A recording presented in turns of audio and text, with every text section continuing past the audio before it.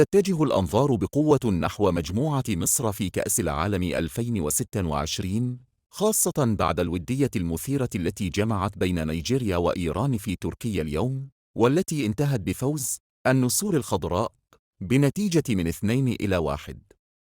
إليك تحليل هذه المواجهة وأهميتها للمنتخب المصري. إنذار شديد اللهجة للفراعنة. نيجيريا تضرب إيران قبل المونديال. رسالة قوية وصلت للقاهرة من قلب تركيا. نيجيريا، منافس مصر الشرس في المجموعة، تفوز على إيران ودياً ب2-0. نيجيريا أظهرت سرعات مرعبة وتحولات هجومية مذهلة بقيادة فيكتور أوسيمين الذي سجل هدفاً وصنع الآخر. رغم تقدم إيران بهدف مبكر، إلا أن القوة البدنية للنسور حسمت اللقاء في الشوط الثاني.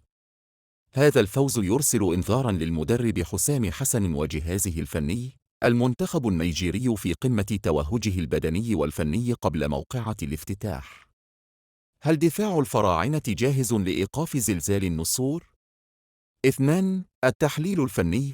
لماذا هذا اللقاء مهم لمصر؟ كشف أوراق الخصم. نيجيريا هي المنافس الأبرز لمصر في دور المجموعات بجانب البرتغال وكندا. الفوز على منتخب آسيوي منظم مثل إيران يثبت أن نيجيريا تخلصت من مشاكلها الدفاعية وأصبحت أكثر توازناً. سلاح المرتدات. هدف نيجيريا جاء من تحولات سريعة جداً، وهو ما يجب أن يحذر منه المنتخب المصري الذي يعاني أحياناً في التغطية الدفاعية عند فقدان الكرة. الروح المعنوية. نيجيريا تدخل المونديال بسلسلة لا هزيمة في الوديات، 4 مباريات، مما يضع ضغطاً نفسياً على لاعبي المنتخب المصري لضرورة الخروج بنتيجة إيجابية في أول لقاء.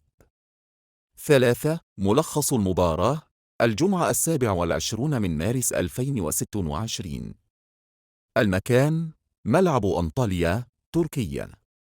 الأهداف: إيران، سردار أزمون، 18.